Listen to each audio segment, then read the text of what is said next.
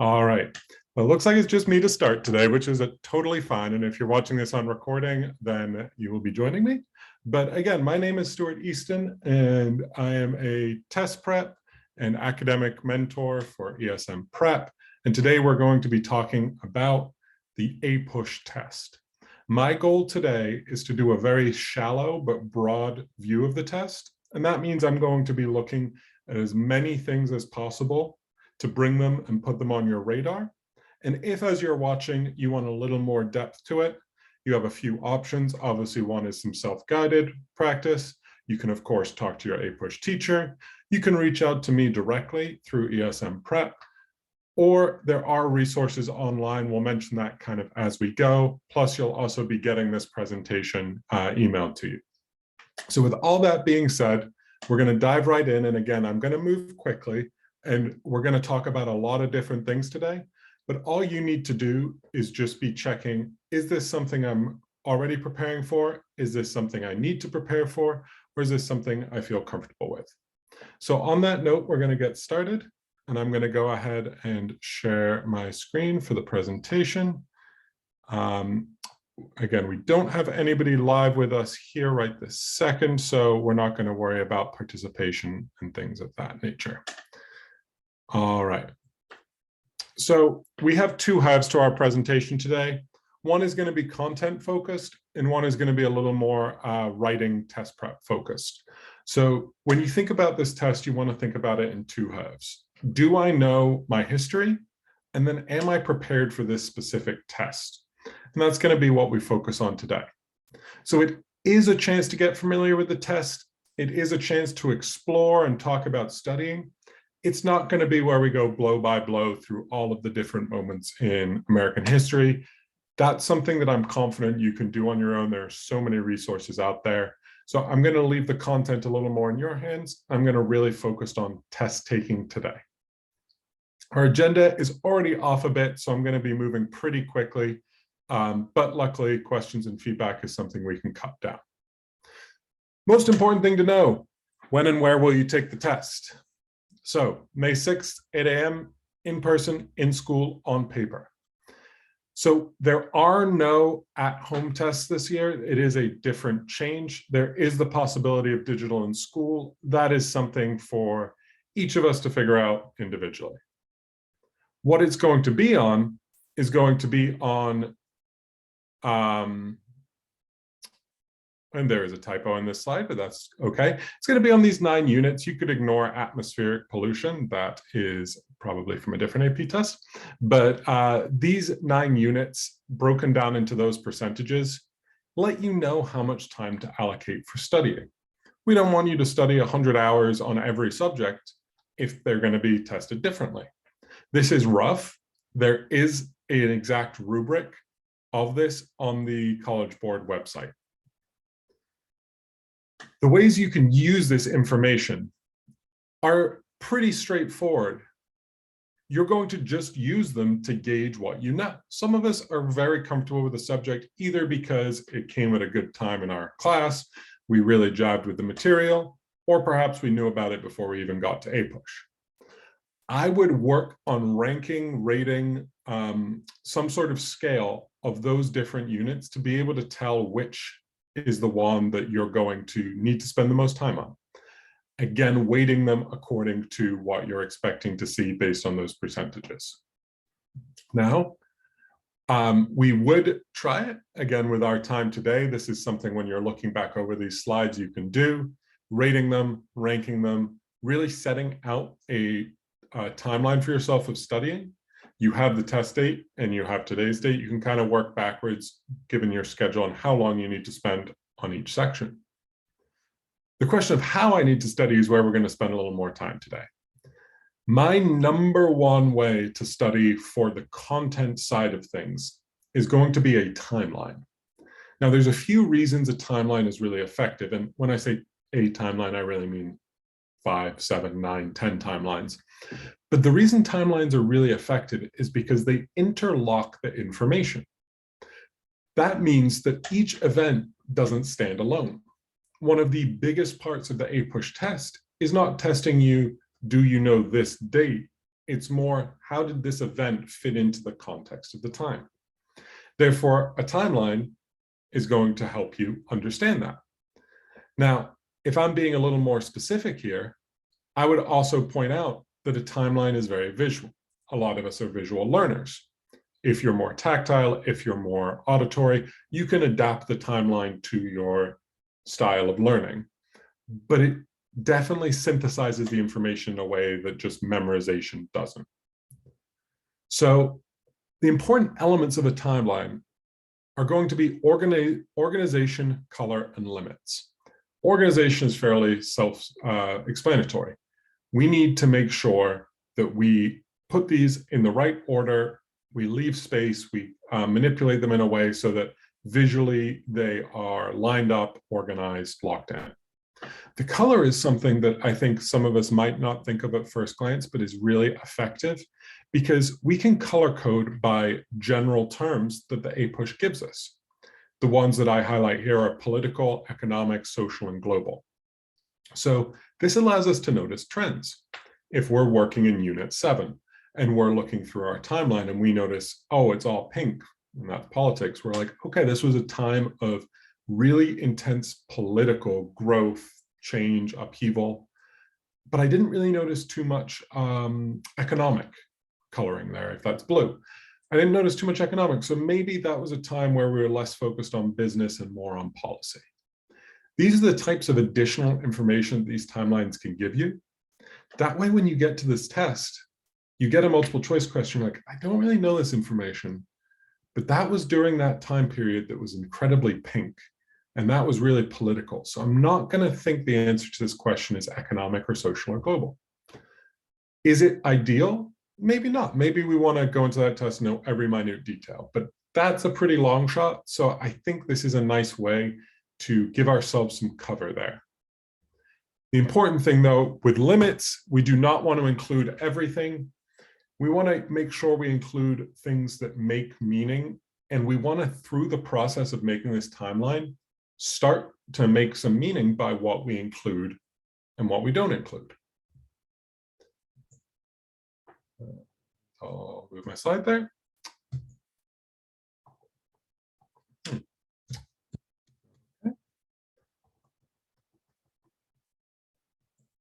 Right. We will try that again in a second. So the next part of our slideshow is actually going to be a separate slideshow. And so I'm just going to pull that up real quick. But when we're looking at these timelines, okay,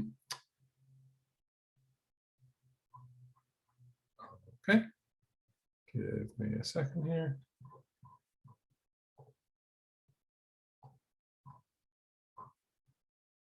All right.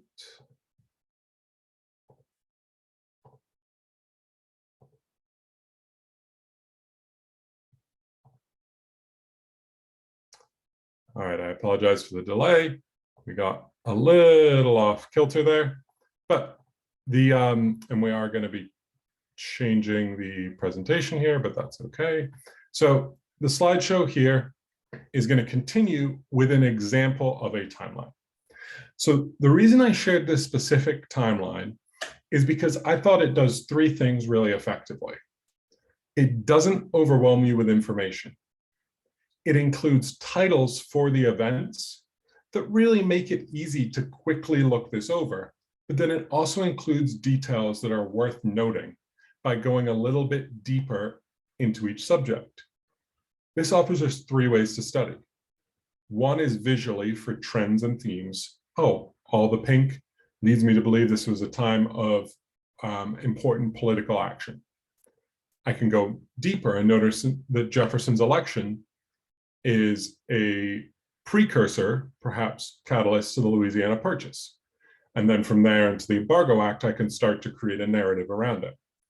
But then most importantly, I could sit there probably for quite a while and dive into the deeper points. So the points underneath each of these can give me a lot to think about, and I'll give you a chance to read them on your own when you get the slideshow, but I think it's really essential that we can dive deeply into those. As we continue here, you'll get another picture of that same timeline. We don't have to fit an entire timeline onto one piece of paper, and in fact, probably shouldn't. If we aim to, then we might be a little too rigid in what we include and don't. We should kind of let the timeline dictate what we're doing.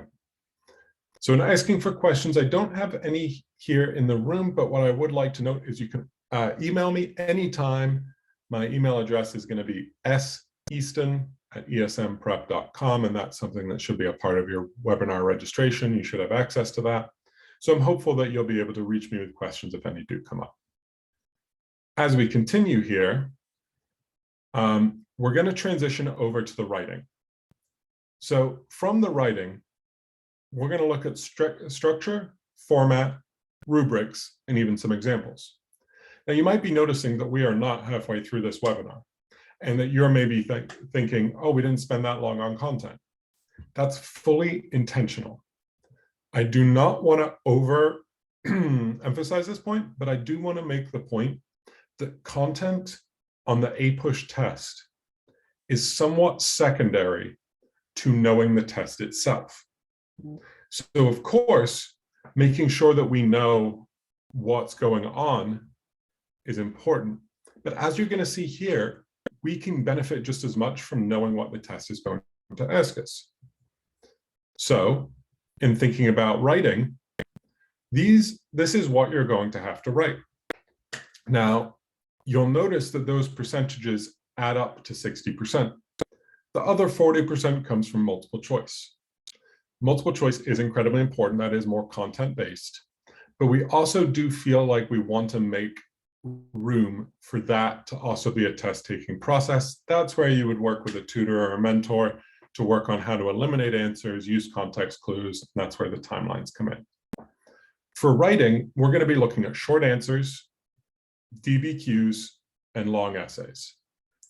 Now, I feel pretty strongly that all three of these you're familiar with, but I'm going to talk about them from a purely test-taking stance today. In other words, what's the point of all this writing? Why does College Board give us so much writing? And I see the beginning to my next slide. There we go. So this is directly from College Board, and this is their justification for why they need so much writing on this test. They're looking for your ability to analyze historical evidence and develop an argument. Analyze historical evidence and develop an argument. Notice that neither of those are about knowing dates, memorizing information, regurgitating something you read. This is about taking those pieces of history that you know and hopefully know well and weaving them together to make a statement or to create a narrative. And so when we think about those timelines, that's the foundation of this. And when we look at each piece of these writing, that's what they're trying to get out of you. That's what they're trying to have you say or have you show that you can do by test end. And there we go. So for short answers, here's what we can expect. For question 1, we're going to be looking at some secondary sources and responding to an argument. Now, here is the beauty. We can be fairly sure of where that information is going to come from. And we can, again, weight our time studying those different units based on this. The difference between question 1 and question 2 is question 2 is going to ask us for a causation or a comparison from those primary sources, or from a primary source, I should say. So we've got secondary source and primary source. We've got responding to an argument, and then we've got causation and comparison. The differences amongst those are both in the type of document you're getting, as well as what you're doing with that document. The third question here, there we go, is that you're going to get a choice between two, and the units are going to deal with that. But again, you're going with causation or comparison. So when we think of causation, we're thinking about causes. And when we're thinking of comparisons, we're thinking about similarities and differences. So for these, we want to be really careful that we stick a little bit to what they're asking and we really nail those points. Each question is going to be broken into 3 parts. So if we get the part, we get the point, and that's how we get to 3 points. An example pops up on our next slide. So if we were looking at this example here, the question starts, what were the basic issues in the Dred Scott case of 1857? So looking specifically at the Dred Scott case, we want to make sure we address exactly the basic issues, and that's what we do in blue here. Following that, we see that it asks, how did the Supreme Court's decision in the case undermine the Democratic Party, which we address in green. Now, red kind of rides the coattails of the other two and says, what were the effects of the case? You might have this gut instinct to be like, oh, I answered that, I'm done. But in reality, we really want to make sure that we clearly identify that we have addressed that question as well. So in looking at this answer, and again, I'll let you read the answer on your own time, but in looking at this answer, it's a perfect example of how we can take a short answer question and specify it point by point in order to ensure that we're maximizing our points as we go. Moving on from the short answer, we have the DBQ. So for the DBQ, again, this is something I'm hoping you're familiar with, but I'm really going to focus on exactly the points that we have along the way, or exactly the information we can hit along the way. So looking at the total points for the DBQ, we're going to have 7 total points. We're going to have an hour to earn them, and it's going to be 25% of our test. So that's why in this section, we're going to be extremely careful to use the rubric as a template. I have the rubric linked here in the slide, but from that rubric, we get that our thesis is going to be a 0 or 1 point proposition, binary. Did you have a thesis or did you not? Contextualization, which might not be something that jumps out as super familiar, or it might depending on your APUSH class, is going to be 0 to 1 point as well, get it or don't. And then we get a little nuance as we dive into evidence and analysis and reasoning. That's where we have the sliding scale of 0 to 3 and 0 to 2. What I'm about to walk you through is, again, structure, test taking, less on content, but I really want to highlight how we can translate what the DBQ rubric tells us into a strong essay. So taking the rubric that, again, is linked on the last page and really shrinking it down, we can see that we need a historically defensible thesis/claim that establishes a line of reasoning. So what that means is when we're looking at our thesis, we can't just have a thesis that says war is bad, or the opposite, where we say, you know, aliens are the reason for the Civil War. It has to be historically defensible, but it also has to establish a line of reasoning that's a little bit beyond accepted fact or just the basics. For contextualization, we're looking for the broader context of what it is that we were looking at. Evidence is essentially a numbers game. As long as our evidence is relative, 6 of the documents and 1 piece of outside evidence. And then finally, for analysis, we want to make sure that we are relating the evidence to the argument, and we want to make sure that we are showing a complex understanding. How to do all of this, we're going to jump into specifically one by one, and we're going to make sure that we hit each point. So this is how we're going to turn that rubric into an outline, a very, very basic outline. You'll notice that if you look here, you see quite a few of the same words from the rubric. And that's again because we're using that rubric as the checklist. If you look, we have contextualization and thesis in the intro and in the conclusion. We also have the evidence, connections, and sourcing throughout the body paragraphs. By doing this, we don't know the topic, but if we follow this framework, we can feel as though we're going step by step each time and checking off things on the checklist. We know we're getting the points. We're not left questioning. Now, we might have some doubt of whether we did it well, but we can at least say we didn't miss anything. So on that note, I have a sample for us. The sample question we're going to work from was evaluate the extent to which the progressive movement fostered political change in the United States from 1890 to 1920. Based off this, all we're talking about and what we're really, really focusing on, again, is not the content, but how is this going to hit all those responses? Now, this is going to be a very high level response. Doesn't mean you're going to have to do this on the fly. Plus, you're not going to have the benefit of reading the documents, which from our timelines are going to be more, we're going to be more able to understand step by step. So for this sample question, we are going to break down our time into these timings. Now, that doesn't mean that you have to stick to these by the second, but this is how I would walk into a DBQ expecting. We have 7 documents. We take 7 minutes to skim them. And by skim, that means understand their position, their point, pull out a couple of important things about them, annotate them very lightly. Framing a thesis for 3 minutes gives us a little bit of wiggle room to that. But at the end of 10 minutes, if we have a clear thesis, then we can begin to organize our evidence underneath our points. That leaves us 40 minutes to write.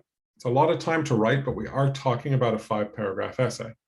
It's not a full one because we have this structure in mind, so it's more following along than it is actually organically creating a 5-paragraph essay. And then we have that 5-minute buffer in the end to do some checking. So I've done the work for us. Now, I really want to be clear again, this is a heavy, dense essay, but it's the best way to illustrate each of these points. The first point we try to earn is by starting our essay off with contextualization.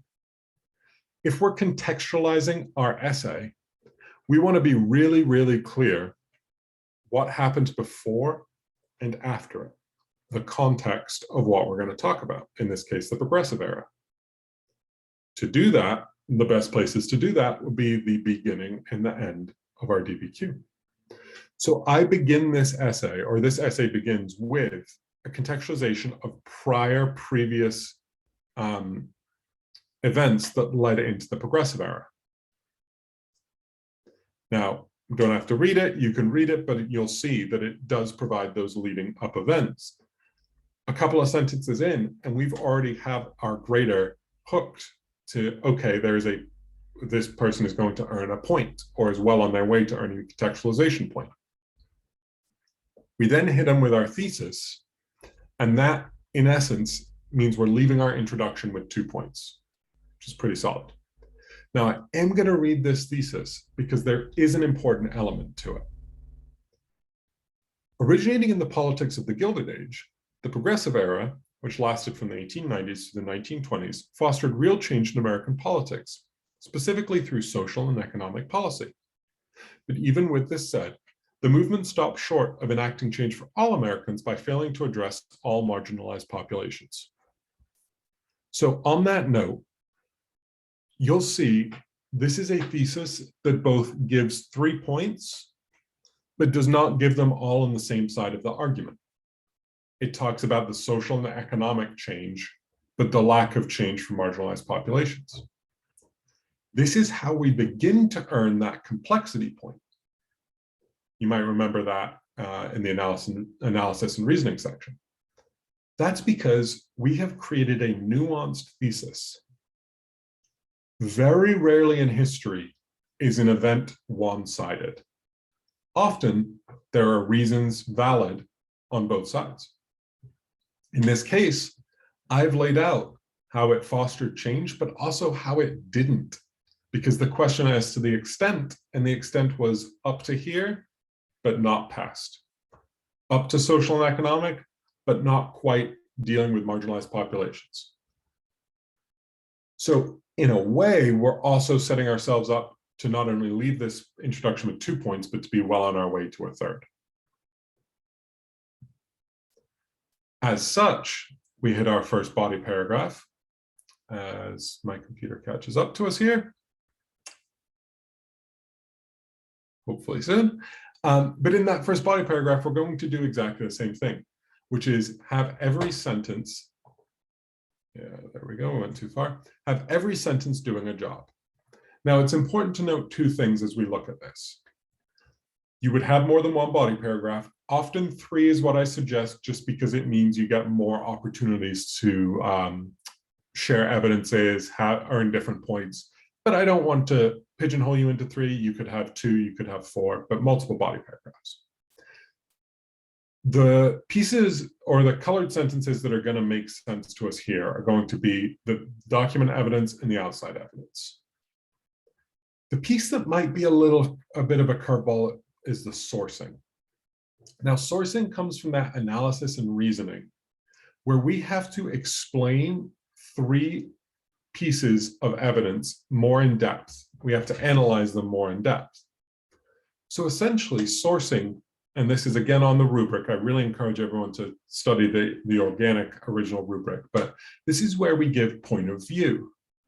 This is where we maybe give more color to the evidence. Perhaps we talk about the audience the evidence is speaking to, or the speaker of the evidence themselves, some background on them, their point of view, their perspective. That's because just because we get a piece of evidence doesn't make it infallible. Just because we get a piece of just because we get a document doesn't mean that at the end of the day, there isn't something about it that isn't nuanced, just like our thesis. So to highlight that, I'm going to just read the document evidence and then the sourcing, and we'll talk a little bit about how those 2 go together. So, for instance, Theodore Roosevelt advocated for trust busting under his square deal, taking down major railroad trusts, document 2. Understanding his perspective that trusts can be good and bad reveals the roots of the political thought that monopolies and big businesses can be detrimental to the general public. He specifically hoped to reduce the corruption occurring in business.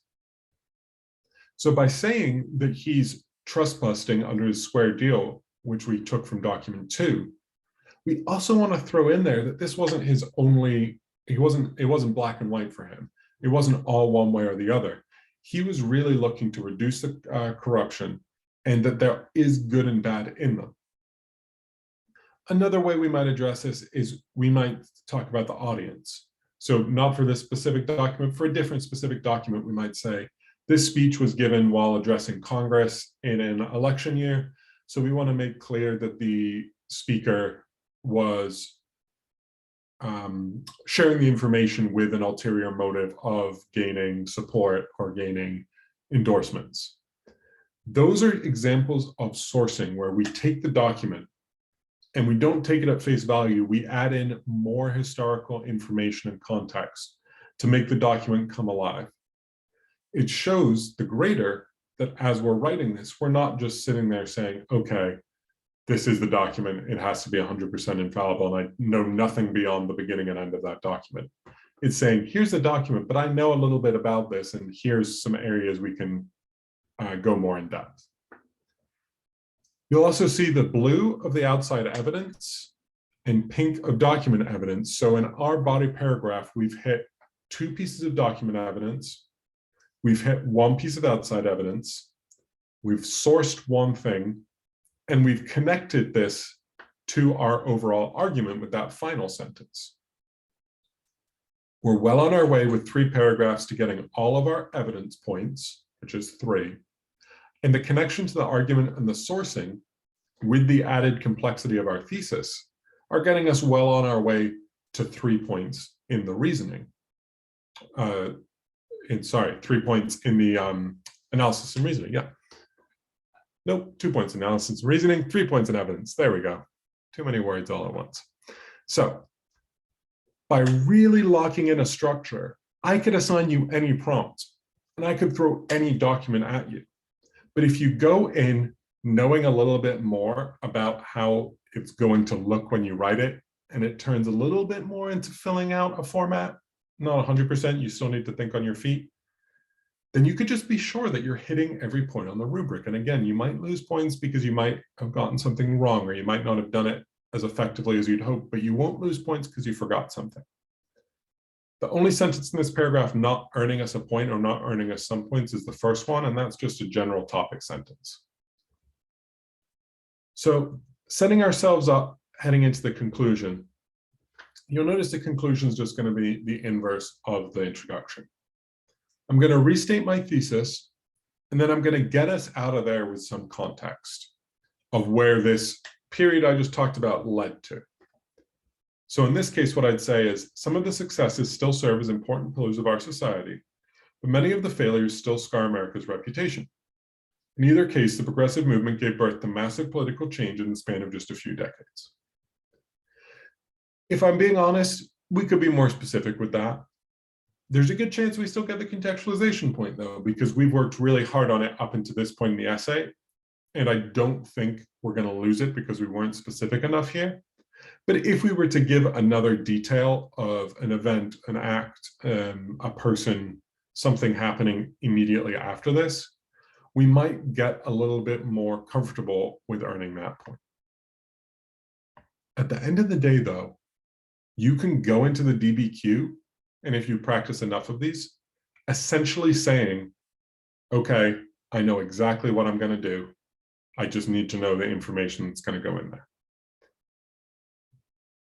Now, that leads us to the long essay. The long essay is going to be different. You'll have a choice of 3 questions. It's going to test those same skills. So comparison, causation, continuity, and change. You recognize comparison and causation. Continuity and change is just about whether things have continued or changed over a time period. We call those the 4 C's, and they're important, but they are also things that are baked into everything else we've looked at already. And as it says here, the questions focus on historical development and processes from different time periods. So you're gonna get a choice. You can feel a little confident that you're not gonna have to sit there and write about something that you have no idea about, because hopefully one of these 3 is gonna connect with you. But the key to the long essay, and oh, come on back to me.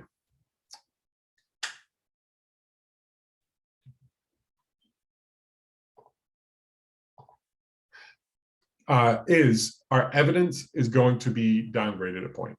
So we're only on a 0 to 2 range, the rubric you can see, but the good news is thesis, contextualization, analysis, and reasoning should all be really familiar to us. So the reason evidence is knocked down is because we're not going to get those same documents that we had. So we're really focusing on specific and relevant evidence. You'll notice analysis is slightly different as well. Again, we're looking for historical reasoning, those 4 C's that came before, the continuity and change, causation, and comparison. And everything else should feel pretty similar. Again, same as DBQ for thesis and contextualization. So through this, we're going to be able to, again, nail the LEQ's structure going into it without having to worry about what it says. We're going to go in knowing we're going to hit everything on the rubric, and it's just a matter of how well we hit it. And I'd even offer the fact that we might be more confident in the LEQ because we get to choose our path forward. So the LEQ is the DBQ without the documents. Is that an oversimplification? Absolutely. Does it really matter? No, because this is just reminding you that the structure, and again, I'm just here from a test taking perspective, the structure is going to be essential to nailing this. So nailing the structure can get you both the DBQ and the LEQ. It'll also get you the short answer, granted that's a different structure. So in summary, we have our contextualization, comparison, causation, change over time. Lots of words that essentially just mean you don't look at historical events by themselves. You weave them together in a way where we can feel a little bit more comfortable about this isn't a standalone event. This is a broad part of history that came from somewhere and is heading somewhere. We don't want to regurgitate facts. Notice at no point today did we talk about memorization, did we talk about sitting there with flashcards. Totally fine to do that, but that's not what this test is about. This test is about, can you make arguments? And believe it or not, that is also what happens on the multiple choice. It is not just an essay thing. We're going to look at those multiple choice and we're going to have to be able to answer questions about the meaning and the purpose of different events in a larger context. Third bullet point is everything I just said in a different way. Nothing is in a vacuum. Even if you're talking about an event, you want to be connecting it, thinking about it, causes, results, changes. We want all of that packed in anytime we're talking about an event in time. There's definitely not going to be black or white in many parts of this. Excuse me, I knew that was coming. All right, there's not going to be black or white in almost any part of this test. And if you feel like there's a good chance you're missing an opportunity to show your grader that you are not somebody who just memorized this and spat it out. Graders want to give you points. And the best way to convince them that they can and should is by showing them, I'm not just talking about this, I'm talking about everything around it. And finally, the rubrics tell you exactly what you should be doing. Rubrics are checklists.